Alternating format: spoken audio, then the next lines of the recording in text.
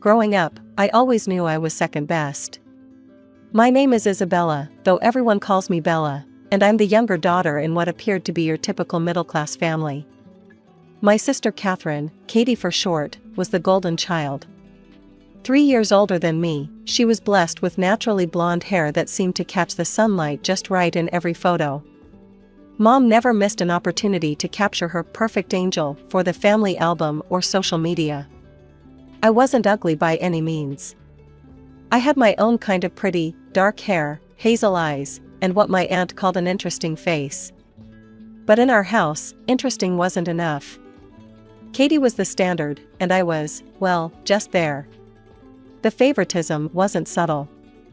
When Katie needed new clothes, we'd spend entire weekends at the mall. When I needed something? We'll see next month, sweetie. Katie got the bigger bedroom because she needed space for her studying. She got a car for her 16th birthday. I got a watch for mine, not even a particularly nice one. The real kicker came during our respective high school graduations. When Katie graduated, our parents threw this massive party. Dad proudly announced they'd be paying for her college education. She was going to study to become a bank manager, following in his footsteps. Everyone toasted to her bright future. 3 years later, I graduated with even better grades than Katie had. I still remember sitting at our kitchen table, college acceptance letters spread out in front of me, watching my parents exchange uncomfortable glances. "Honey," Mom started, not quite meeting my eyes, "we just don't have the money for college right now. The market's been tough, and with Katie's tuition." Dad jumped in, "Maybe you could work for a year or two, save up some money?"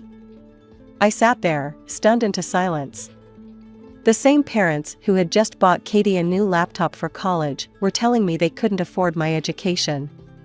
That night, I cried myself to sleep, but it was the last time I would cry over their favoritism. The next morning, I started job hunting. Within a month, I landed a position as a maid at the Grand Plaza Hotel, the fanciest hotel in our city. While Katie moved back home after college graduation, to save money, she said, I moved into a tiny studio apartment across town. Living on my own was tough at first, but it beat staying at home watching Katie bask in our parents' endless attention. My apartment might have been basic, but it was mine. Every night when I came home exhausted from work, I felt a sense of pride knowing I was making it on my own. I threw myself into my work at the Grand Plaza Hotel. While some of the other maids complained about the demanding guests and endless rooms to clean, I saw every task as an opportunity to learn the hotel business from the ground up. "Bella, you're the only one who consistently gets perfect room inspection scores," Mrs. Rodriguez, the head housekeeper, told me after just 3 months. "How do you do it?" "I just try to think about what I'd want if I were staying here," I replied, straightening my uniform. Within 6 months, I was promoted to head maid. That's when I first met him, James Richardson, the guest in room 742. He was probably in his mid-40s, distinguished looking, with salt and pepper hair and expensive suits. I noticed him watching me one morning while I was supervising the cleaning of the 7th floor. "Miss," he called out, "could I have a word?" What started as a simple request about extra towels turned into a 15-minute conversation about hotel operations. The next day, he happened to run into me again. And the next. And the next. "Join me for dinner tonight," he suggested casually on his 5th day at the hotel. "I know a lovely restaurant downtown." I straightened my shoulders and looked him directly in the eye. "Mr. Richardson, I appreciate the invitation, but I need to be clear, if you're looking for a temporary arrangement during your stay, I'm not interested." Instead of being offended, he laughed. "Fair enough. But my invitation stands, just dinner, nothing more." I declined politely but firmly. He continued to be friendly, but respectful, for the remainder of his 3-week stay. The day he checked out, he left me a business card with his number. I tucked it away and thought that would be the end of it. 2 weeks later, everything started changing. First, I was called to the hotel manager's office and offered a position at the front desk, a significant promotion. Before I could get used to my new role, I was promoted to head of the registration team. A few weeks after that, I became assistant manager of the front office. Within 2 months of Mr. Richardson's departure, I found myself as the manager of the entire front office. The speed of my advancement made my head spin. While I knew I was good at my job, this seemed almost too good to be true. The whispers started soon after.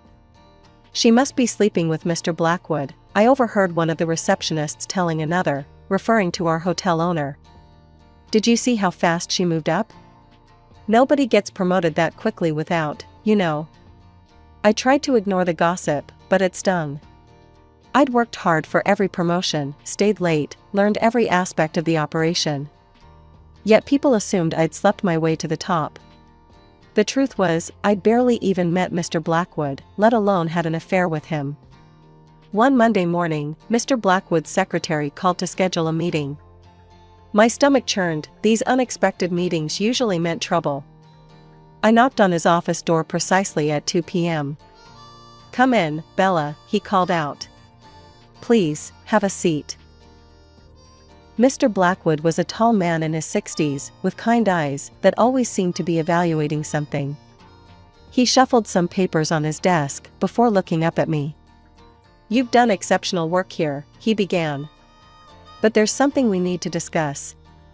Your position as front office manager typically requires a college degree in hospitality management or a related field." My heart sank. Here it was, they'd finally realized I wasn't qualified for the job. "I think it's time for you to go to college, Bella." I blinked, confused. "I'm sorry?" "The hotel will work with your schedule, of course. We want you to get your degree while maintaining your position here." My mind was spinning. This wasn't at all what I'd expected. "I don't know what to say," I stammered. "Thank you, but why?" He smiled, reaching into his desk drawer. "You know, I don't often take advice about personnel decisions from outside sources, but in your case, a good friend insisted I pay attention." He pulled out a business card and slid it across the desk. "If you're curious about why your career has taken such an interesting trajectory lately, give this number a call." I picked up the card, and my breath caught. It was the same number Mr. Richardson had given me months ago. That evening, sitting in my apartment, I stared at the card for a full hour before finally picking up my phone. My hands were shaking as I dialed. "I was wondering when you'd call," that familiar voice answered on the second ring. You're friends with Mr. Blackwood?" I managed to ask. James chuckled. "We've known each other for 30 years. When I spot talent, he trusts my judgment. So all these promotions were entirely earned," he cut in firmly. "I simply suggested he pay attention to your potential. Everything you achieved, you did on your own merit." We talked for hours that night. He explained how he'd watched me work during his stay, impressed by my attention to detail and natural leadership abilities. He'd seen something in me that reminded him of himself when he was younger, that drive to prove yourself against all odds. 2 days later, we had dinner at that same restaurant he'd first invited me to months ago. This time, I said yes. I enrolled in college the following week, majoring in hotel and restaurant management.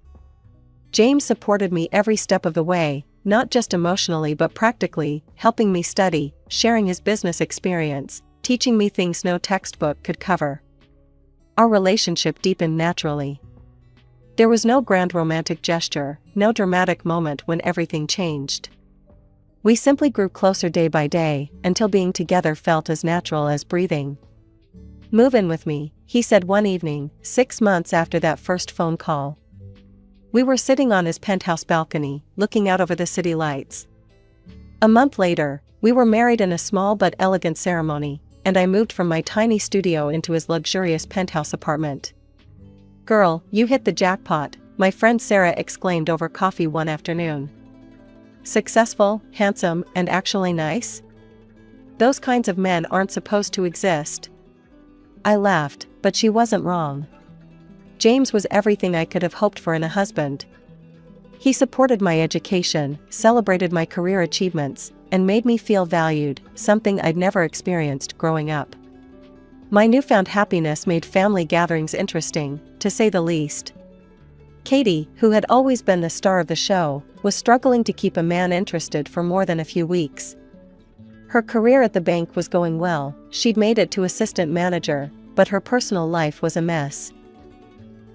I'd catch her staring at James and me during holiday dinners, her eyes filled with barely concealed envy. The same sister who used to ignore me unless she needed something now couldn't stop watching my every move. "Did you see how Katie was looking at your ring all through Christmas dinner?" James asked me afterward. I thought she was going to drill a hole through it with her eyes. "She's always been used to having the best of everything," I sighed. "I don't think she knows how to handle not being the center of attention anymore." The situation got more awkward when my parents started their campaign to get Katie married off. Mom would corner me at every family gathering. "Sweetie," she'd say in that syrupy voice she used when she wanted something, "surely James must have some nice friends? Single ones? Katie's not getting any younger, you know." Dad was more direct. "Your sister deserves someone successful, like James. You should help her out, it's what family does." The irony wasn't lost on me. The same parents who couldn't find money for my education were now trying to use my connections to benefit their favorite daughter. "James must know lots of eligible businessmen," Katie herself finally said one day, cornering me in the kitchen during Easter dinner. "Why haven't you introduced me to any of them?" I looked at my sister, really looked at her. The perfect blonde hair was still there, but her eyes held a desperate edge I'd never seen before. "Maybe because I don't want to be responsible for someone else's love life," I replied carefully. "Besides, relationships aren't about just finding someone wealthy, Katie." "Easy for you to say," she snapped. "You already got the rich husband." I walked away from that conversation knowing I'd made the right choice to keep my distance. Something about Katie's attitude toward finding a wealthy man made me uncomfortable. It felt less like she wanted love and more like she was hunting for a prize. I thought I'd finally found my happily ever after. The next 2 years seemed to prove me right, at least on the surface. But slowly, almost imperceptibly at first, things began to change. It started with small things. James began coming home later and later from work. His business trips, which used to be occasional, became more frequent. At first, I made excuses for him in my head. He was busy, the company needed him, this was just a temporary phase. "Sorry, darling, emergency board meeting," he'd text, missing another dinner I'd prepared. "This trip might take 2 weeks instead of 1, he'd say, barely looking up from his phone. Our home felt emptier with each passing day. The sound of my heels echoing through our penthouse apartment became a lonely reminder of how much time I spent there alone. Finally, one evening, I decided enough was enough. I waited up for him, determined to have a real conversation about what was happening to us. "James, we need to talk," I said when he walked in at 11 p.m. He looked at me with an expression I'd never seen before, cold, distant, almost annoyed. "Yes, we do." What happened next felt like a scene from someone else's life, not mine. "I want a divorce," he said flatly, as if he were discussing the weather. "I don't love you anymore." Actually, I'm not sure I ever did. I felt like I'd been punched in the stomach. "What?" "James, if something's wrong, we can work on it." "There's nothing to work on, Bella. It's over. My lawyer will be in touch." Everything moved at warp speed after that. Within days, I was served divorce papers. The prenuptial agreement I'd signed, the one I'd thought was just a formality, meant I had no claim to anything. Not the apartment, not his money, not even the furniture we'd picked out together. In a daze, I packed my clothes and personal items into 3 suitcases. With nowhere else to go, I called my parents. "Mom, Dad, I need to stay with you for a little while," I said, trying to keep my voice from breaking. "Just until I figure things out." The silence on the other end should have told me everything. "Oh, honey," Mom's voice dripped with false sympathy, "we're in the middle of renovations right now. The guest room is completely torn apart." "I could sleep on the couch," I suggested. "Well, you see," Dad jumped in, "we're having the living room painted too. And you know how small this house is." They had excuse after excuse, each one more transparent than the last. What hurt most was the barely concealed satisfaction in their voices. They were actually happy about my fall from grace. I found a small apartment across town and tried to throw myself into my work. But suddenly, nothing was going right there either. Every report I submitted came back with corrections. Every decision I made was questioned. Finally, Mr. Blackwood called me into his office. The same man who had championed my career now couldn't quite meet my eyes. "Bella," he said, shuffling papers on his desk, "perhaps it would be best if you considered other opportunities. We'd be happy to provide a reference." Depression hit me hard after losing everything. For a month, I barely left my bed. The silence from my family was deafening, not a single call, not even a text to check if I was alive. Thank God for Sarah. "Get up," she demanded one morning, barging into my apartment with coffee and bagels. "This isn't the Bella I know." "The Bella you knew had a life," I mumbled into my pillow. "No," she yanked my curtains open, "the Bella I know is a fighter. The one who started as a maid and worked her way up to management. The one who put herself through college while working full-time. That Bella's still in there somewhere." Thank goodness I'd always been careful with money. Even with the prenup, I had my own savings from years of working and living below my means. James had taught me one useful thing, at least, always have a backup plan. One sleepless night, staring at my ceiling, it hit me. I knew the hotel business inside and out. I'd done every job from cleaning toilets to managing the front office. I knew what worked, what didn't, and most importantly, what guests really wanted. "I'm going to open my own hotel," I told Sarah over breakfast the next morning. She nearly choked on her coffee. "That's ambitious." "I've got savings for startup costs, but I'll need investors," I said, already making lists on my phone. "And I know exactly what kind of hotel I want to create." I threw myself into research, created a detailed business plan, and started networking. At a charity event for emerging entrepreneurs, I met 2 investors who loved my vision for a boutique hotel that would combine luxury with personal attention. The first year was brutal. I worked reception during the day, did paperwork at night, and filled in for every position when needed. Once, I spent 3 days doing housekeeping when my maid got the flu. But every exhausting moment felt different than before. This time, I was building something for myself. Slowly but surely, the hotel began to succeed. Word spread about our personalized service and attention to detail. By year 3, we were turning a profit. By year 5, I had paid back my investors in full, and the hotel was entirely mine. During all this time, my family remained silent. They'd cut me out of their lives so completely, it was as if I'd never existed. No more holiday invitations, no family gatherings, nothing. At first, it hurt, but gradually, I realized it was a blessing. Their absence meant no more comparisons, no more subtle put-downs, no more feeling like I wasn't enough. I did occasionally check Katie's social media, old habits die hard, I guess.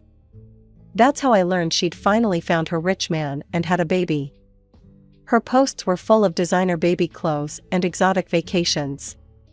She seemed to have everything she'd always wanted. 2 years passed like a whirlwind.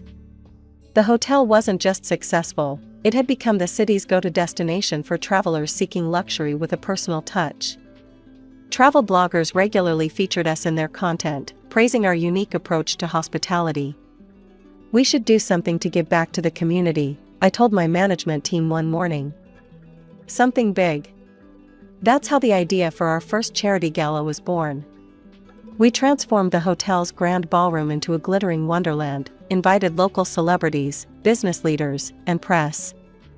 The event aimed to raise money for educational scholarships for underprivileged students, fitting, given my own history with education. The gala was a massive success.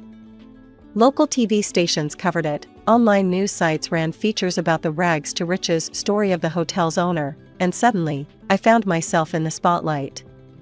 3 days later, my front desk manager called my office. "Ms. Bennett, your parents are in the lobby. They're quite insistent about seeing you. They say they won't leave until you come down." I took a deep breath, straightened my suit jacket, and headed to the lobby. There they were, Mom and Dad, looking older but just as entitled as ever. "Bella," Mom rushed forward for a hug I deftly avoided. "Why are you here?" I asked coldly. "Can't parents want to reconnect with their daughter?" Dad tried to sound hurt.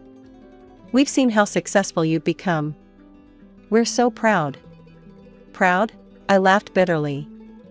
"You weren't proud when I needed a place to stay after my divorce. You weren't proud during the 7 years you didn't bother to call." "Water under the bridge," Mom waved her hand dismissively. "Family should stick together in hard times. Speaking of which..." Her voice dropped to a conspiratorial whisper.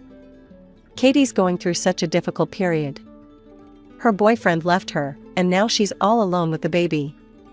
He won't pay any child support. Surely you could help your sister out." Perhaps it was morbid curiosity, or maybe just a desire for closure, but something made me ask, "How exactly do you expect me to help Katie?" Mom's eyes lit up, thinking she'd found an opening. "You could talk to her baby's father. Make him understand he needs to support his child." I couldn't help but laugh. "And why would this man listen to me? I don't even know him." "Don't be coy, Bella," Dad snapped. "Of course you know James. He was your husband, after all." The world stopped spinning for a moment. The pieces of the puzzle suddenly clicked into place with sickening clarity. My sister's mysterious rich boyfriend. My parents' sudden distance. The timing of my career's collapse. "James?" I whispered. "Katie and James?" "Well, it's not like it was planned," Mom said defensively. "These things just happen." "These things just happen?" My voice rose. "My husband and my sister? And you knew? You knew all this time?" "Katie and James fell in love," Dad said, as if that explained everything. "We couldn't very well take sides." "Couldn't take sides?" I was nearly screaming now. "You absolutely took sides. You cut me out of your lives. You refused to help me when I had nowhere to go. And now you have the audacity to come here and ask for my help."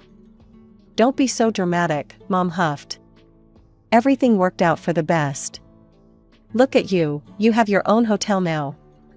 So James did the right thing, having you fired from your old job.